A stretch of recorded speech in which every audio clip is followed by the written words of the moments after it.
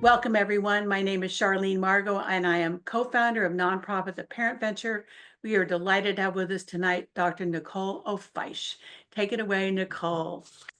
Thank you. Well, good evening, everyone. I'm assuming everyone's in California. That may not be the case, but good evening. And this is such an important topic, and thank you for joining me and all of us. So executive functioning has a lot to do with the brain. We'll just jump right in.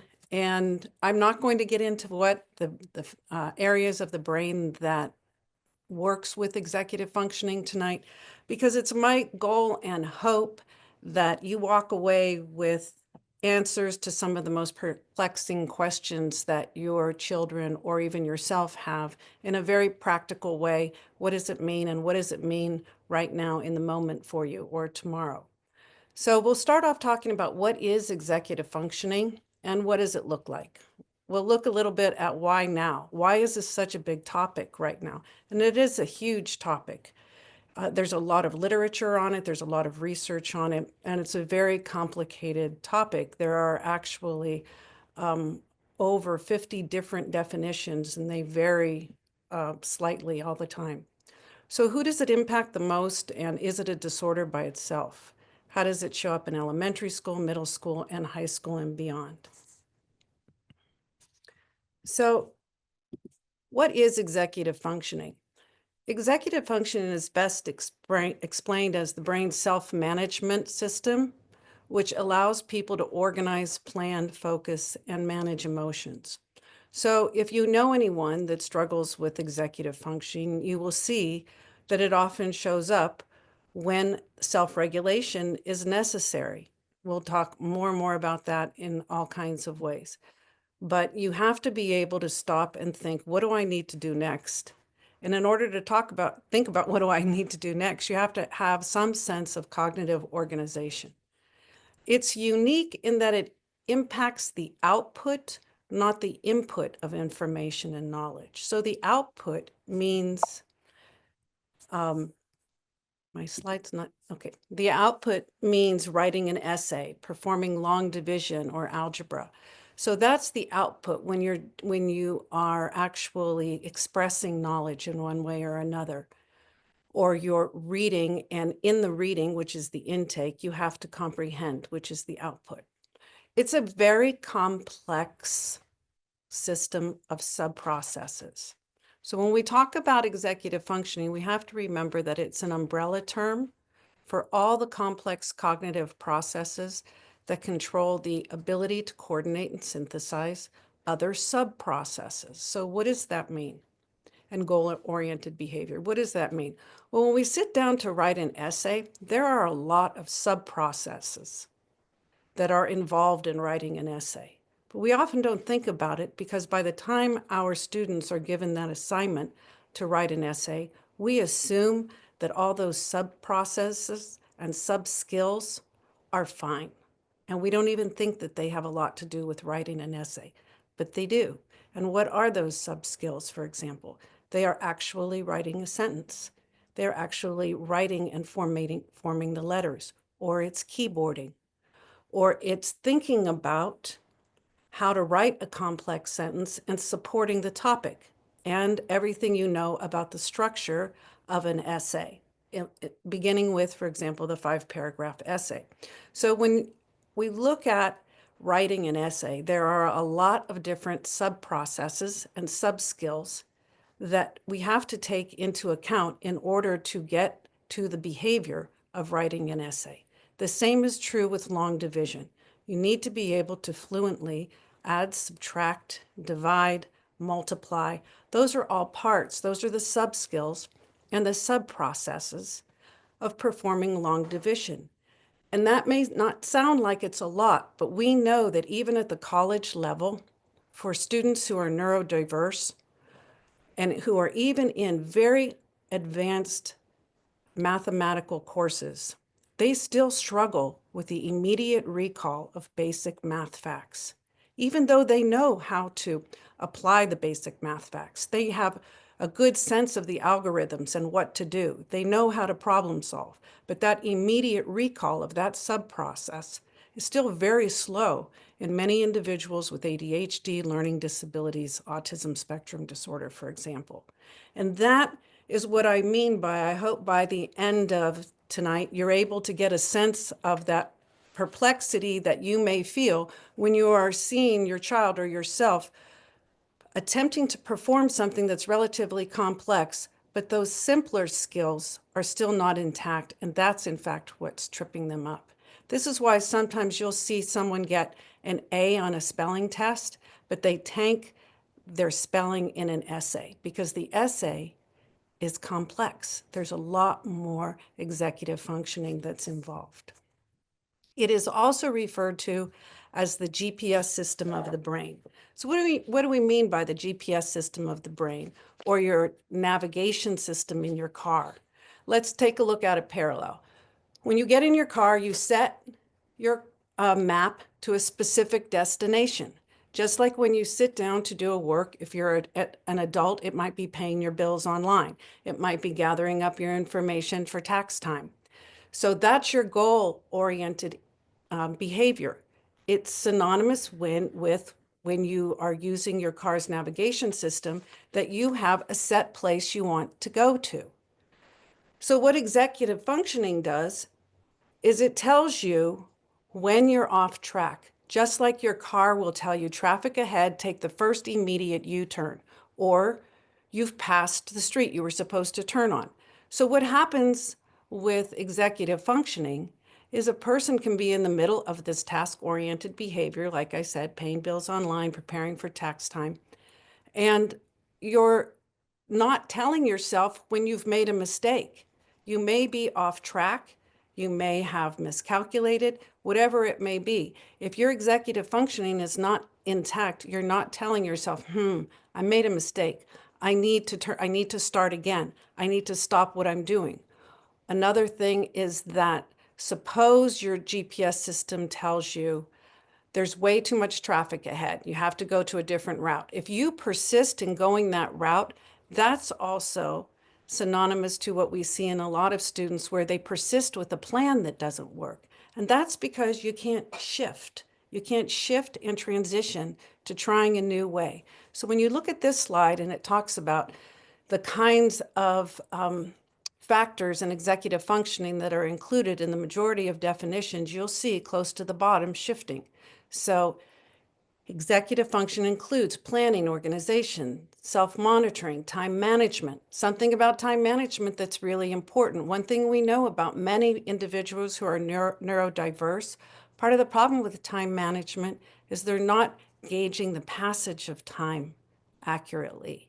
So 5 minutes may seem like 10 minutes, or 10 minutes may seem like 20, or vice versa. But their sense of the passage of time can be off, and that can skew their ability to manage time. Prioritization, knowing what to do first. Do I do my hardest work first? Do I do my easiest work first? Do I just jump in and not use my executive functioning to plan and organize the best way to approach a task? Emotional regulation, do I just fly off the handle? Or can I stop and say to myself, I am so frustrated right now. I really need to take a break. I need to step away. I need to get a drink of water, get a snack, and come back with a new frame of mind. And you can see kids just get really, really frustrated. And you'll see some of the pictures I have in these slides. Sad but true, it was not hard at all to find a whole collection of pictures online of kids with their head looking down, their head in their hands. So a lot of kids get very frustrated with schoolwork. Shifting, we talked about. Working memory, I really want you to know about, because it's the difference between recalling facts. Working memory is your brain's hold and perform function. If I were to say to you, say your phone number to yourself, you could do it pretty quick. If I say to you, say your phone number to yourself, but say it backwards. Now you have to use your working memory. Before you were using your long-term memory and pulling out what you had from recall.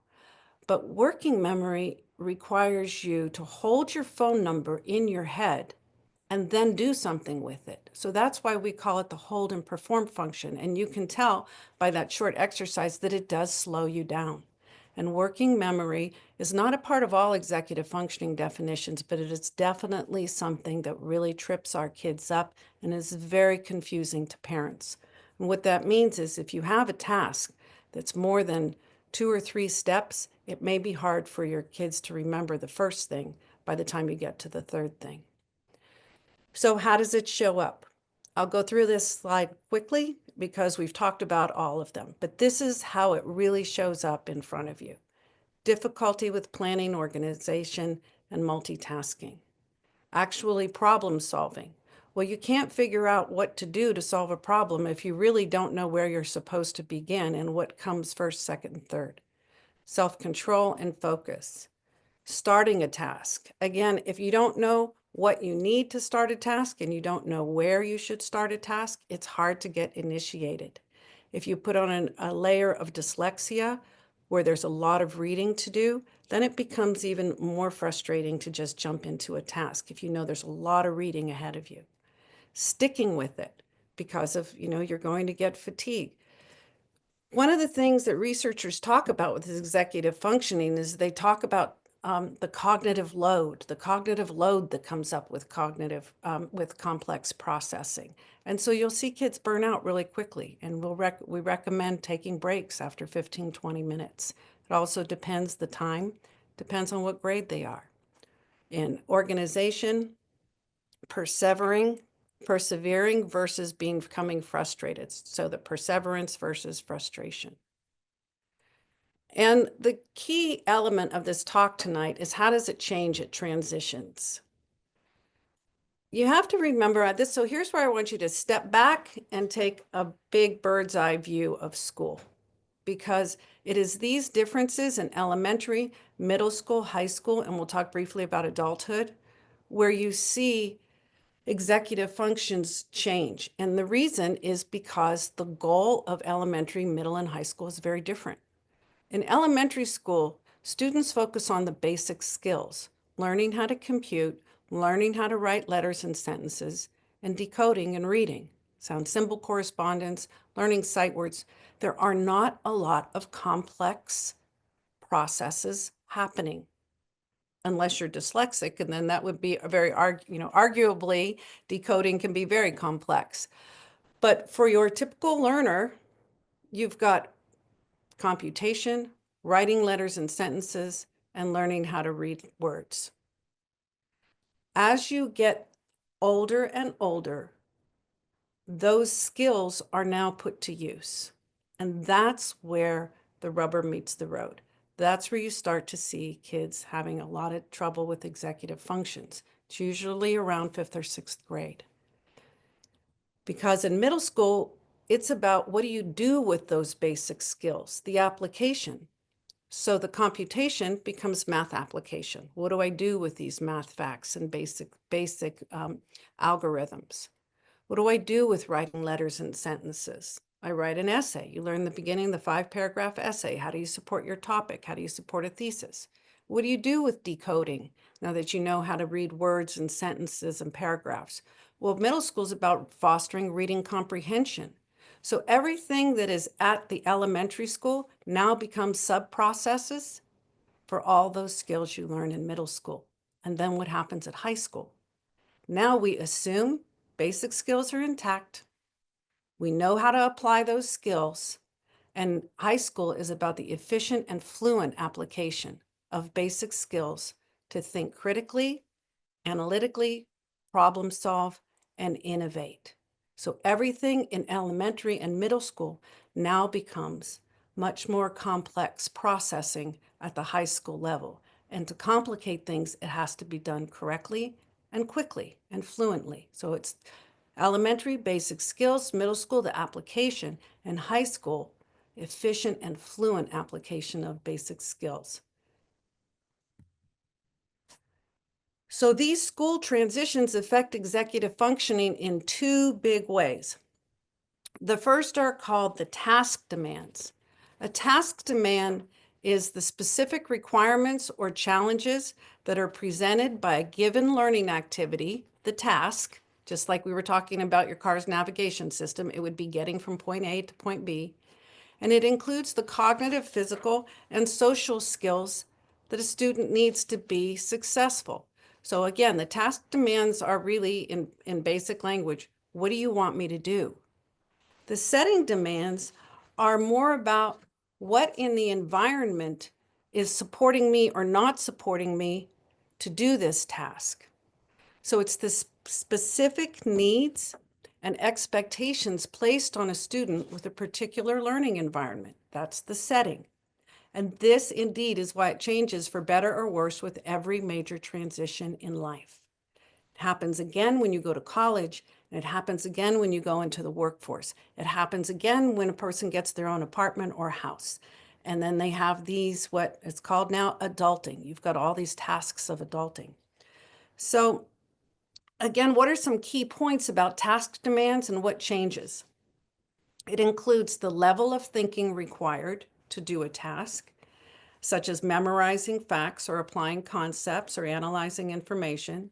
It includes the complexity of the task, how intricate or multifaceted is the task. It includes the directions, the specific instructions given, how many details were in the instructions. Is it basic? Is there room to move? Is there room to be creative? Are there specific requirements that a teacher wants? How clear are the expectations? The social demands, whether the task requires collaboration with peers, communication skills, or adapting to different perspectives, answering multiple choice questions. So you get the idea. It can have a high cognitive demand, it can have physical demands, and the setting is the same. The setting demand, again, refers to the specific needs and expectations placed on a student. It can be context dependent. So a lab versus a lecture classroom, a small group class that's music, or now we're on the playground and doing something else. And there can be a real mismatch for a lot of kids. You know, whether the setting demands are too high or too low can lead to boredom and frustration. This is also why you see an individual's ability to use their executive function skills change. When you, as a parent, when you say to yourself, well, they're fine there, why aren't they fine here? How come they can sit in their room and in front of their video games all day? You will probably find that the setting demands are appealing to your child and the task demands are appealing to your child. And if you go back and look at the list of things that are defined, that define executive functioning, you might find that the things they really enjoy doing don't have a lot of directions to follow that they have to remind themselves of. There isn't a lot of working memory where they have to remember new lists of instructions, first, second, and third. They may not have to plan and organize. And if it does, they've probably had a lot of practice. And sometimes the setting demands can be so perfect for a student, then they can get through the task demands, and vice versa. Maybe the task demands are pretty challenging, but you've got a very, very attentive teacher and a group of peers, and you've got all kinds of technology to your use, and the setting is universally designed. So it really is a combination of these two elements that affect executive functioning in these two big ways. So let's go back to this for a second. These are why, at a big picture level, there are so many changes at elementary, middle, and high school. When you look at these, the task and setting demands differ at every level. All right, why now? Why have we just started hearing about executive functioning so much? It's been around for about 30 years. So why in the past 10, 15 years has it become such a big deal? Dr. Lynn Meltzer is a brilliant woman, and she's head of research ILD in Massachusetts, speculates that we have had a lot of rapid changes in brain formation due to technology. And I think you can all see that. I mean, we are hit with sound bites all the time, all throughout the day. Technology has just changed everything. There's also a greater emphasis on independent learning, and there's an accelerated pace of learning. What we used to teach in first and second grade, we now teach in kindergarten. So the curriculum standards have been pushed down, so we expect more of children at younger ages. And there's some speculation that their brains simply are not designed to do the complex processing we ask them to do at early ages. We also know that for neurotypical individuals, their executive functioning skills improve in their 20s and 30s. She also says assignments and courseworks may draw from a multitude of resources across teachers and subjects, and we'll talk more about that. And students are expected to shift between resources without explicit teaching regarding how they are connected. And what that means is, so I have a science class, but I have a lab, I have a book, I have to do research, I have to watch videos. And no one has really told me how all of these are connected to the topic in my syllabus. And for kids who don't shift, they see each one of those resources as individual. They don't think about how they're connected, and there's rarely explicit teaching about how those resources are connected. So it becomes overwhelming. All of a sudden, the one topic that the teacher intended becomes 5 because the students aren't seeing how all those resources are related to that one topic. So who does it impact the most? Autism spectrum disorder, ADHD, all 3 types, inattentive, hyperactive, learning disorders, anxiety and mood disorders, and many others, but this is where we see the impact of executive functioning the most. Now, probably at this point in the presentation, you have all self-diagnosed yourself as having executive functioning problems, but the reality is we all do some of these things some of the time. We all have difficulty with working memory sometime. If we're stressed out, it gets worse. We all have difficulty wondering, how am I going to start this? How am I going to approach this task? That is normal. But anytime someone is diagnosed with one of these disorders or anything else, it's because what's happening is very frequent and very severe. So all of these are normal on a continuum of behavior, but when it's happening a lot and significantly, that's when it rises to the level of a disorder. Is it a disorder by itself? The professional field does not consider it a disorder by itself at this time, but it's a significant part of many disorders and diagnoses. So how does it show up in elementary school? Let's look at some examples. So we're going to look at tasks and settings. The task could be lining up. You have to follow directions. And a lot of kids are wondering, where do I go? Do I go in the front? Do I go in the back? Is it time for me to get up? Taking turns in all ways, that embodies impulse control and following directions. Following oral directions. So if a teacher says something, they may be listening to the first one and thinking about how to do that first one, and now the second and third part of the directions have gone by, and they were paying attention to the first one. So they lost it. That's your working memory. Desk and backpack organization. That's planning, organization. A lot of times when you see a very disorganized desk and backpack, it's almost, and this is not true for everyone, for many, many individuals, it's a reflection of how much struggle they have to organize their day and how much difficulty it is to organize themselves for a task. Organization of what to bring to school. What do I need for today? What do I take home? And what do I bring back to school? So these are the executive functioning skills that show up in addition to the ones we talked about earlier, basic facts, and turning in homework. So what is the difference in the setting between elementary, middle, high school, and adulthood? The setting in elementary school can offset some of the task demands because teachers are heavily involved and they expect to teach these skills. There's not a lot of assumption that children already know how to do these things. Parents are also more heavily involved at this age. And there's exceptionally little independence because the goal is to teach children how to conform and how to follow directions, how to come together, and how to behave socially. So children are learning skills that do not have a lot of sub-skills or complex processing.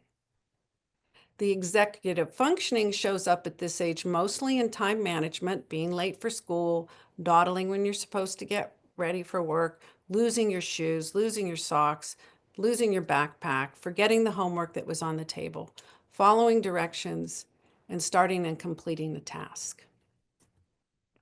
So how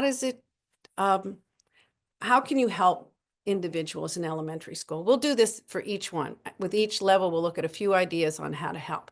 These are by no means exhaustive, but I didn't want to just talk about the horrible aspects of executive functioning without giving you some support.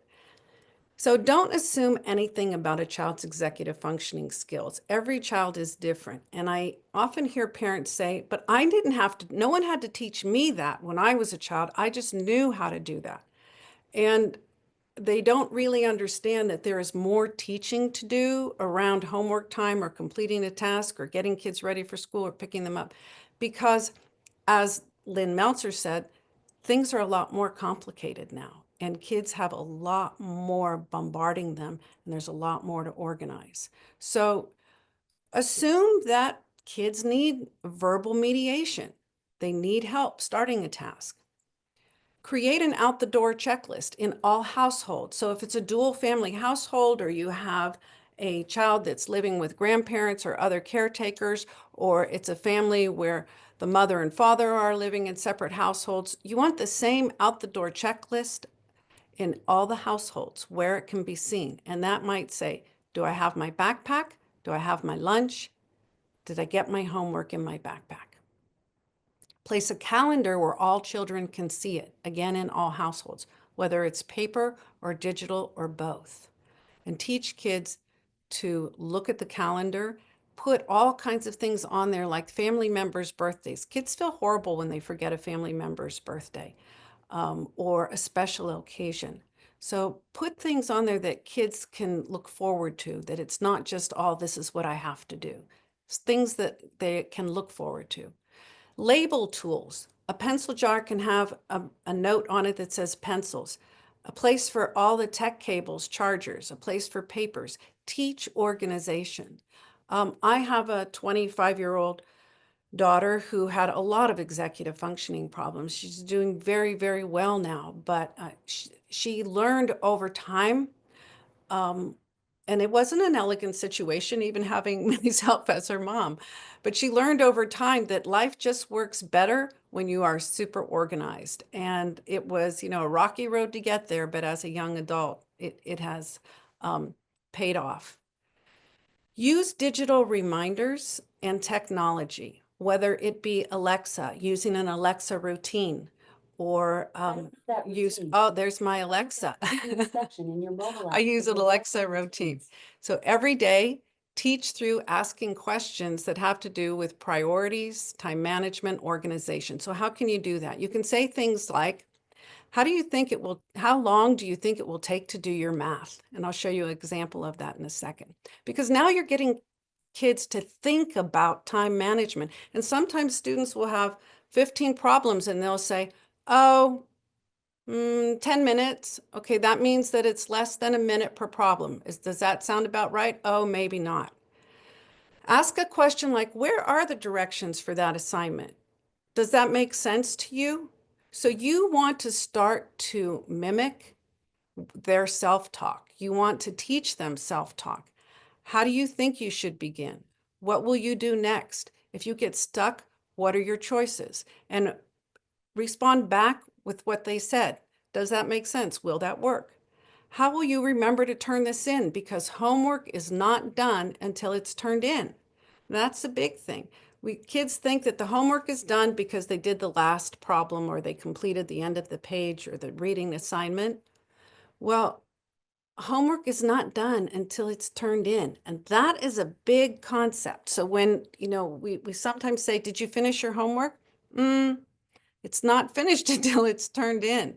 So That's part of the process of finishing homework, is getting it in the backpack, setting a reminder if they have phones, whatever it is, a prompt, even if it's a peer buddy, to get them to turn it in.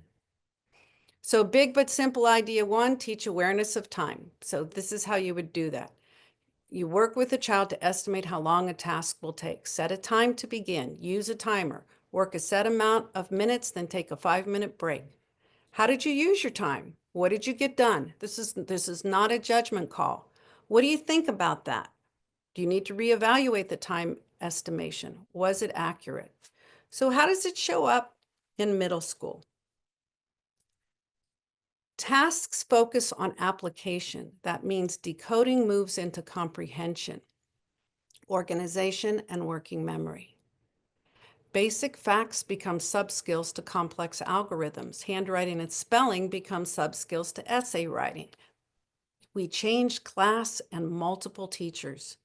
There are huge organization demands at this level and huge time management requirements. But that setting is huge. Multiple teachers, classrooms, and routines. So everything we just talked about, those setting demands that I described, now they have a different setting for every teacher. And to make matters worse, there's more independence. And they have to figure out, what does this teacher want? Who are they? Navigate their personality, navigate the differences in the room, navigate the teacher's organizational systems. Remember a different set of materials. You don't get to keep all of your stuff in one room. You've got to figure out, what am I going to need for this class? Do I have time to get back to wherever my things are and get more? I mean, it's kind of nice that we don't have a lot of textbooks anymore. A lot of them are online because, gone are the days where you had to run back to your locker and switch out your textbooks, but it's still very similar in many ways. Students are also required to rely, just as we mentioned before, on multiple sources of information for one topic. So here are a few ideas on how to help. Well, all the earlier recommendations are still pertinent, and you still need to do those, the time management, the questioning. But it's really helpful to get to know a school's course management system or learning management system and how each teacher is using it for their class. You want to help support the main idea or topic connections between the book's videos, primary sources, and the main idea. So you'll see it, the student will see it, but asking those questions like, what are you going to read about, and how's that going to differ from the video? Do you have any idea why your teacher wants you to watch this video? And primary sources. Why do you think your teacher wants you to go for an actual primary source, like the exact photograph of whatever it is? Why is that different from a book or a video? And that's about that's really about fact finding and making sure that their decisions about what they find on the internet are accurate. And the main idea, how do I help them make these connections? That's a huge, huge win-win for students and parents and for their high school and college system. Encourage students to think about how each class is different, and encourage students to think about and discuss what each teacher's priorities are and how they know that. How did you know that? Did your teacher just say that, or are you assuming that? Ask them what they'll do with that information. Is it going to help them plan and make connections? And how do they transition from class to class? That's a good conversation to have on the way home or after school. How do you get from class to class? Do you have teachers require different things? Are you usually in good shape? Or there's things that you forget? So here's a big but simple idea number 2. Give a sense of control through visuals. Turn a written syllabus into a visual calendar. And some learning management systems will do this for you. But a lot of it is not the same for all neurodivergent individuals. Some will love the linear structure of a syllabus. Some will not get it at all. And they will prefer a visual calendar because this helps them understand the passage of time. Looking at a date And seeing that the date is 3 days apart in writing versus seeing it in a calendar is a game changer for a lot of students. Keep them simple. It supports the components of executive functioning that are planning, organization, prioritization, and predictability. So, how does it show up in high school? Tasks focus on automatic and fluent application to think critically and problem solve. So, reading comprehension becomes more about analysis and synthesis. Applied math is used to problem solve for classes even outside of math. Essay writing and literature are designed to analyze complex concepts and formulate thoughts. So, again, if those skills and applications are not solid, it will become very difficult to do the higher level thinking. And this is very frustrating to many parents and students because they know their kids actually are awesome at the critical thinking and the problem solving and understanding what the teacher wants. But all those sub skills are so complex, and pulling them, synthesizing all the sub skills to do these tasks is so challenging that they don't necessarily get to demonstrate what they know and can do. So we want to scaffold as much as we can, teach self-awareness, help with time management. How do I approach this task? How am I going to plan for it? How do I organize my setting? And in order to support them to do these. Well, and the setting demands very much like middle school, with the challenge that there is added independence, especially in terms of planning, organization, and time management, because what teachers want to see is, can you do this now? If you're going to go on to a post-secondary environment or work, you're going to need to manage your time and plan and organize. So that's why the independence becomes greater. Expectations start to mimic adulthood, and there's a personal responsibility and autonomy.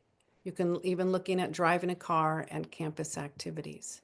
So a few ideas on how to help. Again, all the earlier recommendations are still important and pertinent.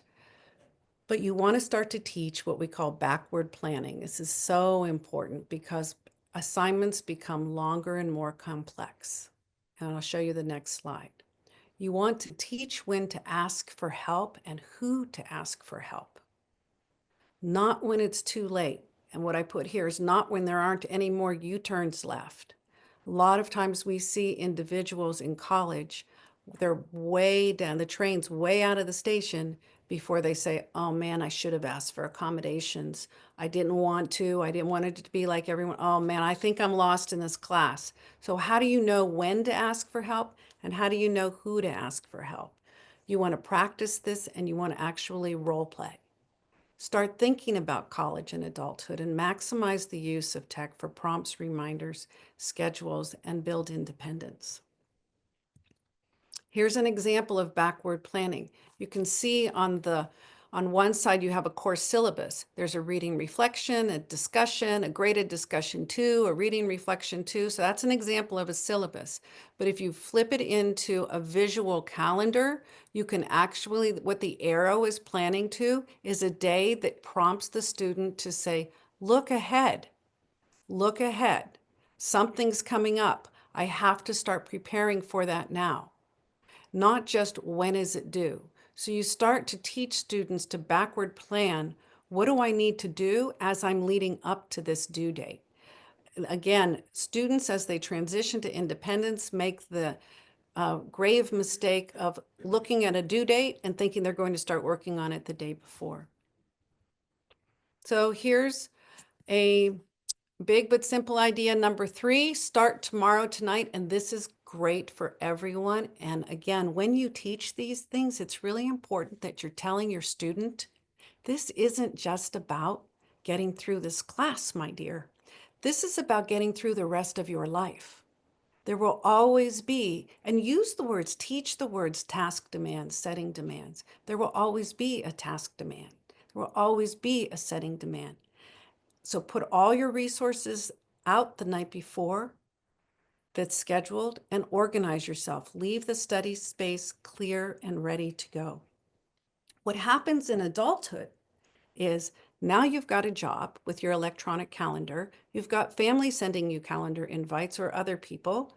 You've got your adulting tasks of all the work that you're doing online that has nothing to do outside with work, which is again your taxes, your bill paying, your grocery shopping, your personal calendar, medical appointments, scheduling those online doctor's appointments. Everything's scheduled online.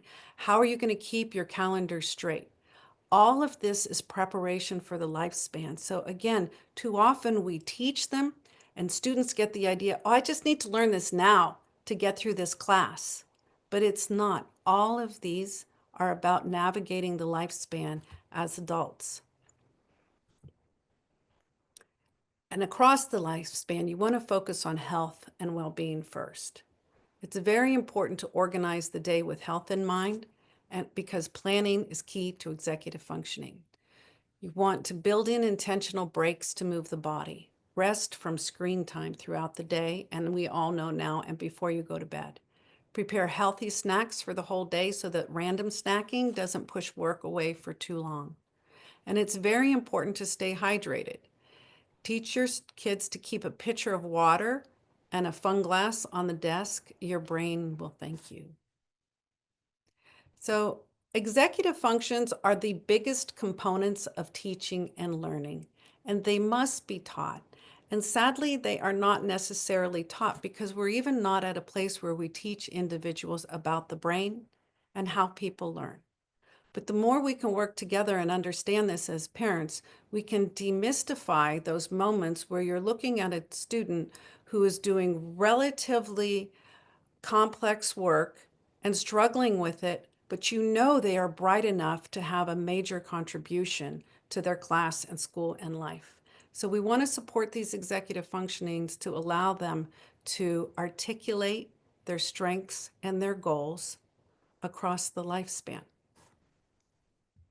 Thank you. So I'm going to stop my screen share and turn this over to Charlene, who will take your questions and answers. Thank you very much. Thank you so much, Dr. Ofiesh. That was an amazing presentation. We have people weighing in with lots of great questions and lots of great comments. Everybody, thank you for all that participation in the chat, support to one another. We really appreciate that. All right, Nicole, let's dive in. Really lots of good questions, as you can imagine. I like this one in particular. Parent asks, as my child gains more independence, I want to set them up for success, but I also worry about stepping back too much. How can I strike a balance? Every child is different, and my advice is be clear about what you're doing. That's the first part. Say, you're at a place in life now where I need to step back and you need to learn to do this. So I'm going to help you, and I'm going to help you the few times, and then I'm going to step back. And you may fail, or you might do so good, not do so good, or you might do really great. But this is a time where we have to practice your independence, because I'm not always going to be here and you don't always want me to be here. So you just have to have that conversation. Too often we just don't know how to have that conversation. And the hard thing, this is the hard truth. It is hard to see your child fail because they don't want to take your advice. But it's part of parenting. You know when to jump in. But that also is often a lesson in itself. Okay. And in a related question, this parent says, I've tried a calendar, timer, 5 songs, then you're done. Nothing seems to help with my 15-year-old. She's often late out the door, stares into space. She needs the help. I know she needs help, but she will not accept it. And I'm a teacher. So it's even more frustrating to break down tasks. Do you have any advice? Yes, well, welcome to my world. I've been in this field for I could have written that question when my daughter was 15. So I genuinely have compassion and empathize with your question. I would say again, every child is different. Don't give up. It may be that there's resistance because you are a teacher and you are a specialist. And so there's that, that struggle between, I want you to be my parent. I don't want you to be my teacher. So Mhm. that's also that relates to the other question for sure. That's a dance that parents have to do. There are no easy answers, but you are doing all the right things. I would at some point encourage you to find someone like an executive functioning coach or find a peer or somebody else to jump in and you step back and be the parent. And I'm saying that knowing that I don't know your child, I don't know the circumstances, but based on what you've given me, that would be my best advice. Okay, thank you, Nicole. And again, as you say, your daughter now is in her mid-20s, right? And Right. doing well, but you probably had lots of this throughout her teenage years. Oh, for sure. I mean, she's 25 and honestly, it was just a couple months ago because she's navigating her first apartment and she said, okay, I finally get that executive functioning stuff now. Like I'm doing everything you told me to do, like 10 years later, right?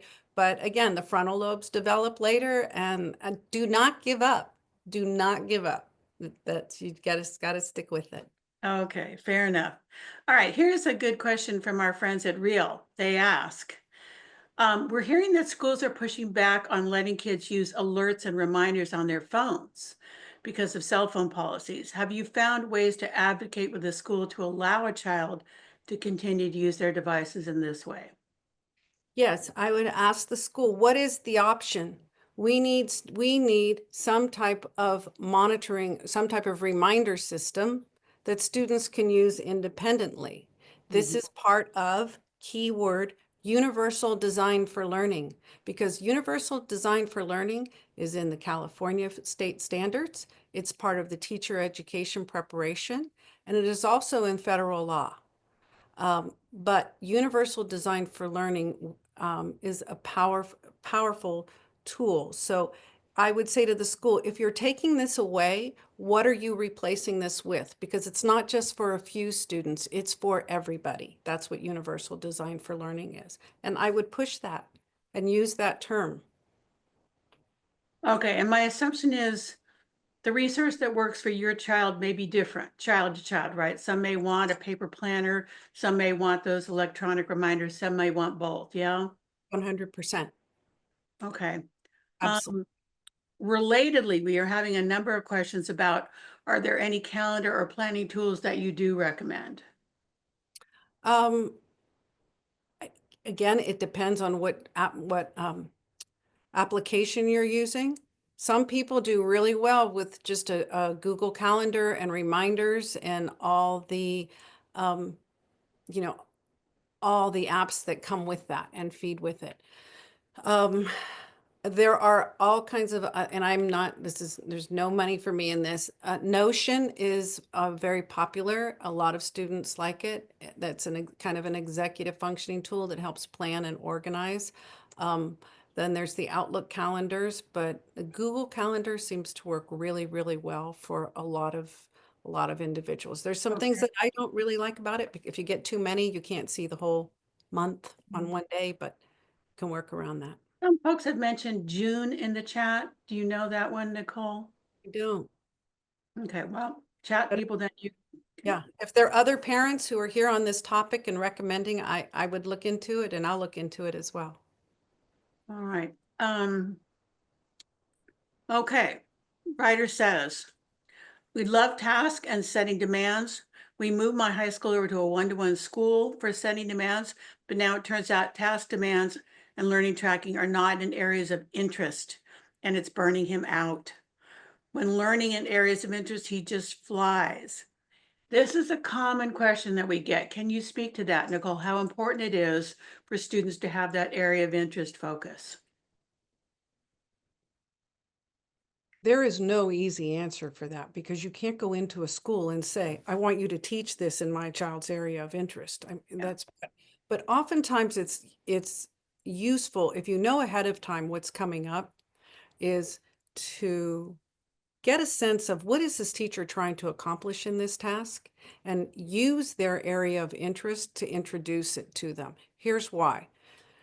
If it's boring and they're trying to learn how to do something, like at the middle school level, if they're trying to learn how to do something and it's boring, then it's a double whammy. But if you can focus just on, okay, I'm going to teach you how to do this, or I'm going to help you understand what your teacher wants, and use something that you really like as an example, then what you're doing is helping them to at least understand and get fluent at what the task demands are. And so that when they have to turn it into or bring a topic into it that they're not interested in, you've at least lightened learning the task demand so that they can complete the project.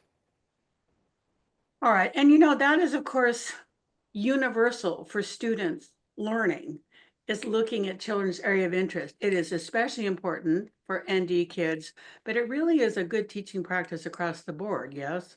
Oh, 100%. It is absolutely, when I teach teachers, we say do everything you can to create an assignment and give the individual an opportunity. Again, that's universal design for learning.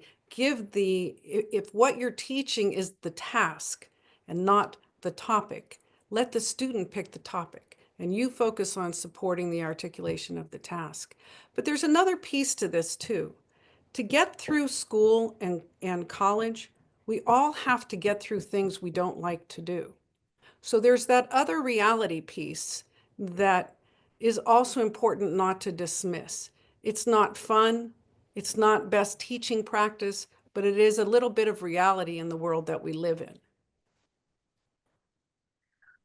So here's another good question. At what point should we think about professional help for executive functioning or lack thereof? And what resources are out there? I noticed in the chat that Cindy is pointing out Children's Health Council has executive functioning coaching, but at what point should parents look for outside help, Dr. Ofiesh? Well, this is it's a cost related question, right? Mm. So if you can afford it, and you have tried your best to do to support your child and it's not working, it's good to seek outside help. Primarily because it's really hard to be a parent and to be an executive functioning coach too. You can do it, and many of us have to if we can't afford to get outside help.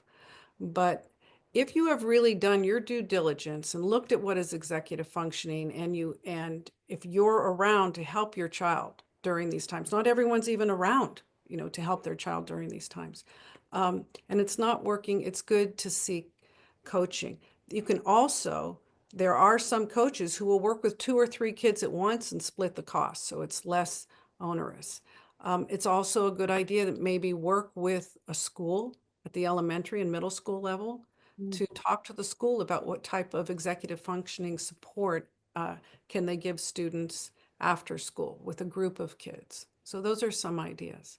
Okay, thank you. Really good ideas. Yes, as Cindy said, there are some great resources in the community as well. All right, thank you. Thank you both. Here's one about high school. Parent asks, how do you go about starting this with high schoolers who don't think they need the help, but you can see that they do? Again, we've kind of asked this before, but I just think you said it's never too late to get started. But what about a kid who is really resistant to getting help? If they're that resistant, there might be another emotional layer to it. And, for kids to learn anything new, they can't be way up here with emotion. They can't be highly anxious, highly depressed, highly emotional. And if that's what's happening, that has to come down before you can intervene. And that's almost true with anything. Learning doesn't happen. Good learning can't happen if a child is really stressed out. So whatever a parent can do to try and figure out if anxiety or depression is the issue, what you can do to bring down the emotional level to so that the child is open to learn, that's the good place to begin. Also, sitting down, if I don't know how open this child is to having a grown-up conversation about what it takes to make it through school and college. Again, it's a really tricky time. High school is the time when parents um, are really worried about launching their child, and kids really don't want their parents' help. So it's a good time to seek outside support if you can. Okay, and just quickly, could you define, somebody has asked, can you define what an executive functioning coach is or does, Nicole? Sure. So an executive functioning coach is different from a tutor. They're not teaching content. What they are teaching, and an educational therapist will do this, what they're teaching is the approach to the task. So it should not be a life sentence working with an executive functioning coach. They're going to go in and they're going to target what does this child need, and then they will work on planning, organization, time management, little by little, and they know where to intervene. But it's not content tutoring. They're not going to work on the science or the math. They're going to approach, how am I going to get through this? How am I going to organize it? How do I get my homework in? Okay, so that might include helping a child organize their backpack, organize their desktop, all that kind of thing. Yeah. Absolutely. Work the calendar, whatever the system is. Absolutely. Okay. Well, Dr. Ofiesh, as we said, we knew that there would be tons of questions, and there are. We have come to the end of our hour together, but we are so grateful to you and to everybody for all these great questions. Wish we could get to all of them. But Dr. Ofiesh, I do want to give you just a minute for some final last words of advice to our very engaged audience tonight. Thank you. I just want to say that it is a complex topic. Each one of your children are individual, so there's no easy one answer, but I genuinely believe the most important thing that parents can do is to create a safe environment for dialogue with your child, even if they're not ready to hear it. Because when they are ready to hear it, they will come to you if they know they can have a safe, open, and clear dialogue. So as long as you don't ratchet up when they're ratcheting up and you stay here and calm and loving and create that safe space, your children will come to you at the right time. And best wishes to all of you. Thank you. All right. Thank you. I think that's a really beautiful note to end on. Nicole Ofiesh, we are so grateful to you for this magnificent presentation. You can see by all the hearts that everybody is grateful and appreciative. So again, thank you for being with us tonight. Thank you everyone for joining us. What a great event. Happy Valentine's Day. Take care, everybody. We hope to see you again soon. Stay on for 10 seconds and answer that survey at the end. Good night, everybody. See you soon.